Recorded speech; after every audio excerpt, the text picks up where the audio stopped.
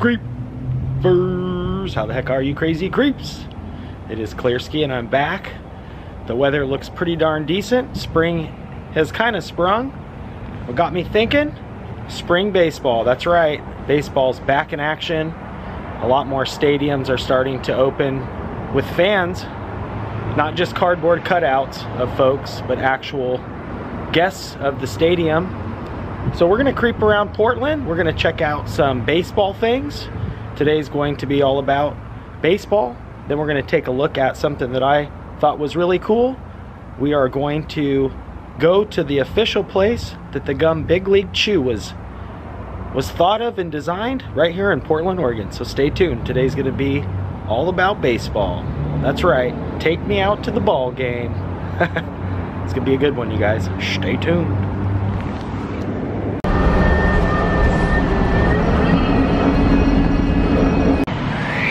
Alright, so we made it to our first stop of the day. We are on the corner of 24th and Northwest Vaughn Street here in Portland, Oregon.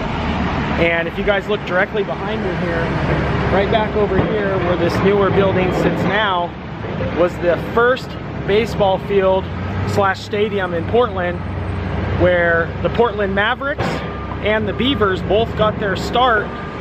We're gonna check out this little placard here that's got some info. All right, you guys, so we are here, like I said, on the corner of 24th and Northwest Vaughn Street, and they've enabled this little placard here for us to give us a better perspective of what the park looked like right there, and also some information about the Vaughn Street Ballpark. And the placard states, here before you stood the Vaughn Street Ballpark home plate, and the main gates were at the northwest corner of 24th and Vaughn. So I guess another block down actually would have been the actual entrance.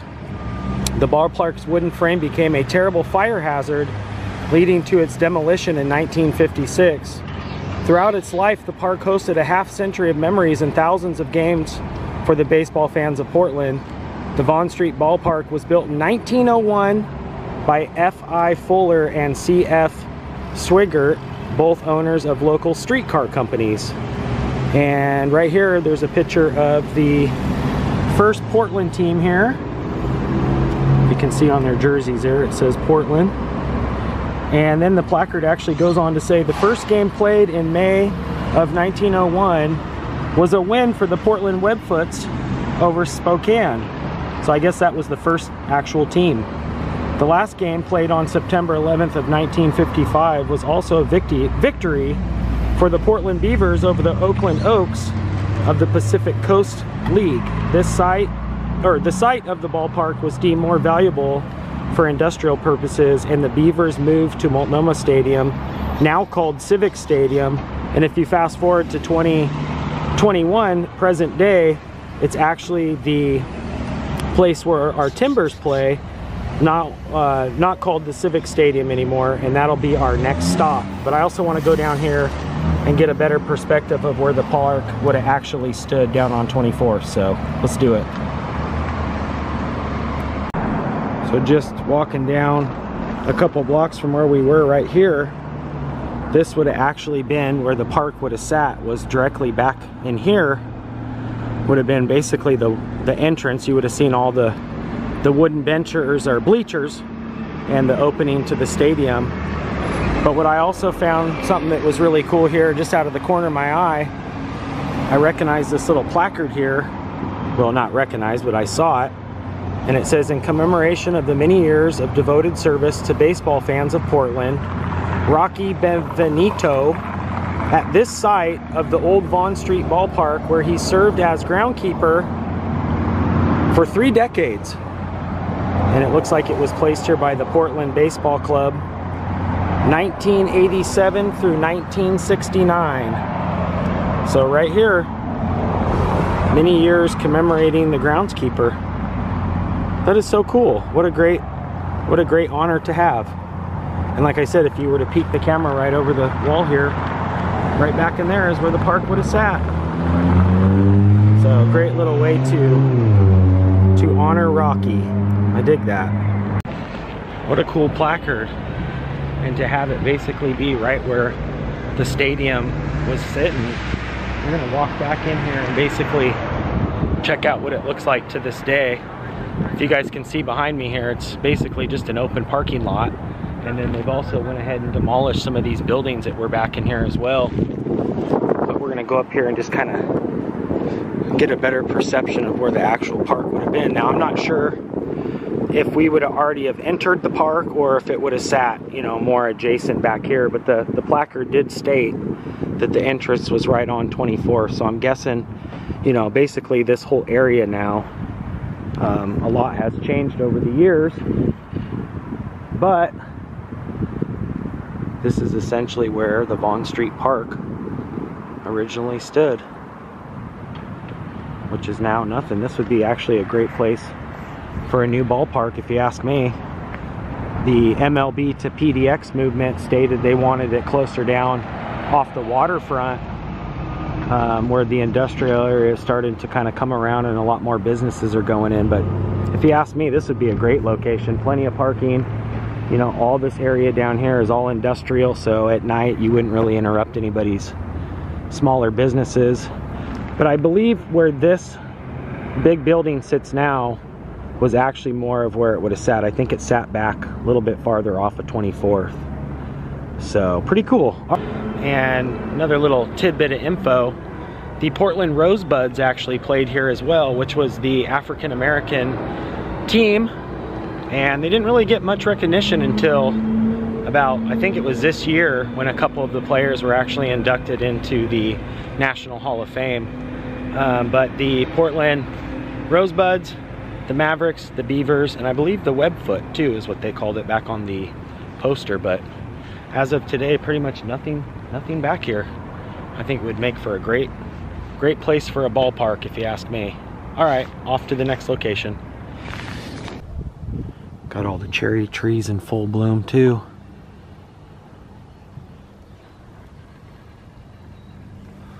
They're just beautiful this time of year.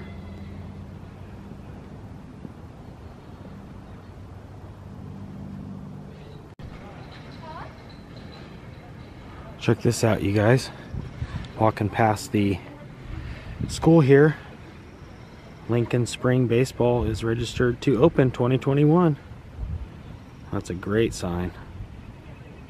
Nice. We got the baseball diamond here at the Lincoln grade school. Pretty nice little field.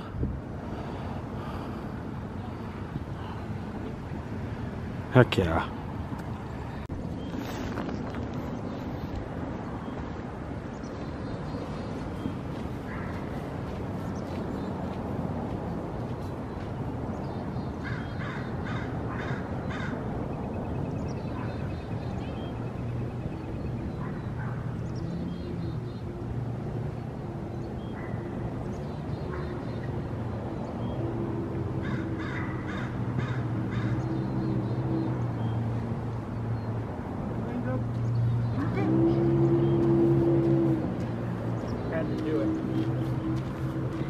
Calling my name.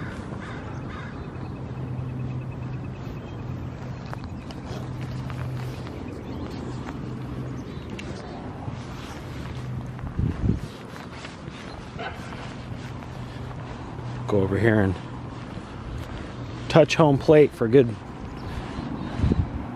measure.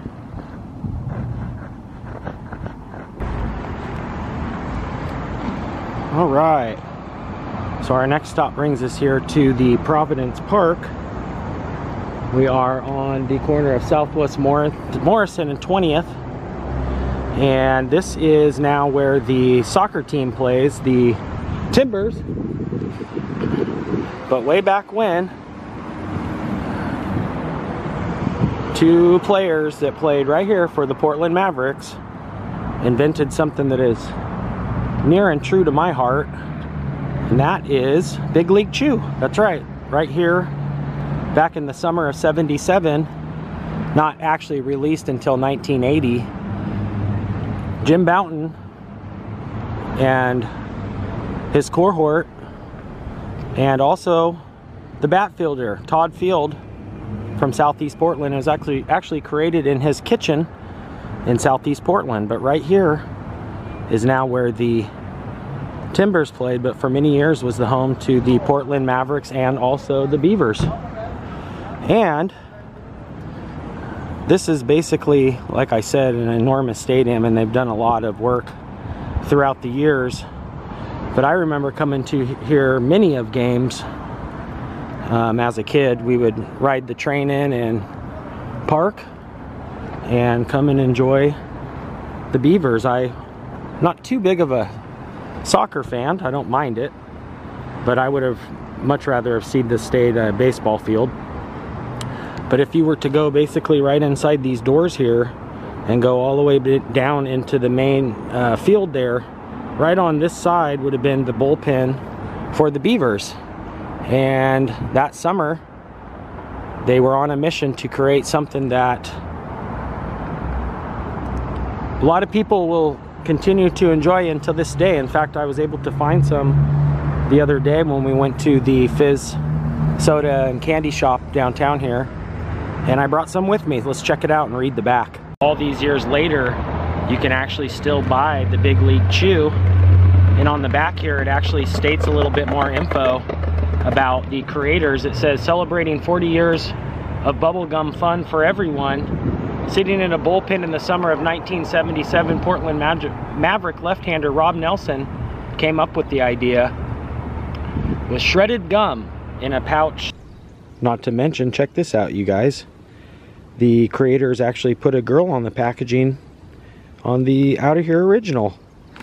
Not only does it talk a little bit more about what we were just talking about, but 40 years later and 800 million pouches later, Rob loved the idea of having a girl on the cover. So this character came to life by Amanda McFarlane, who's an accomplished character designer and the daughter of a former MLB player. The newer member of the team includes big league passion, determination, and love for the game. This pouch is inspired by you, the girls, who dream big and play hard. And it says, to learn more about Amanda McFarlane, follow her work at The Animated Life, which I believe is her Instagram. But pretty cool, all these years later, and a girl on the cover. They've got a rabbit here for Easter as well. So cool. This was a kind of a seasonal one that I found.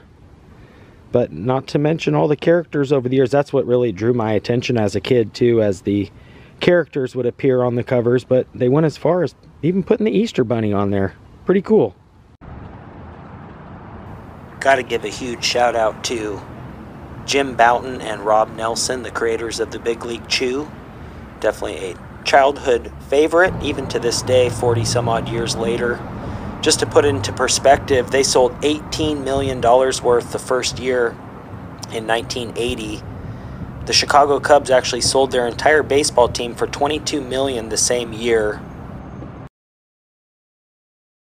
And as we stand here on the inside, right about where home plate would have been, if you look down onto the field where it reads Alaska, that would have actually been where the bullpen would have sat, where Rob and Jim basically created the idea right there in the bullpen. And check out this relic in the little waiting lobby. This is the actual bullpen bench. This could have actually been the bench that they sat on the night that they actually created the gum. That is so cool. Well, I guess the last thing to do would be to actually open this up and give it a try. It's been a long time since I've had this. Probably going to bring back a lot of good memories too. Definitely Cracker Jack, sunflower seeds, and of course Big League Chew. Nothing says baseball like it. Alright. I already kind of started to open it because it's a lot harder with one hand. But here we go. Like I said, it's been a while. Ooh, look at that. Ooh, and the smell. Wow. Geez, just that smell alone brings back a lot of memories, and that kind of white powdery packaging there. Nice. Let's give it a try. Look at that shredded awesomeness. All right, here we go. Big League Chew. It's the first bit I've had in probably, gosh, 20 years or so, maybe longer. Here we go.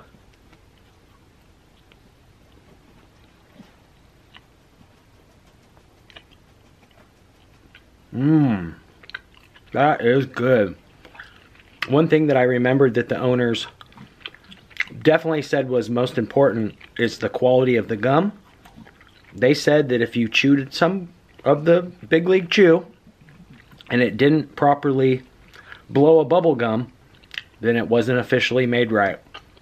So I'm gonna give this a couple chews, and we're gonna go ahead and blow a Big League Chew bubble in ode to Big League Chew, created here in Portland, Oregon. I'm gonna have to I'm gonna have to give it a chew here.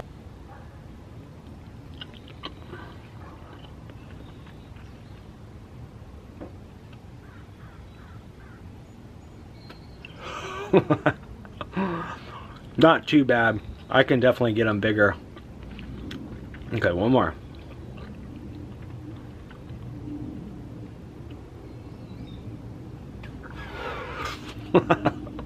Creeper out for now. Peace.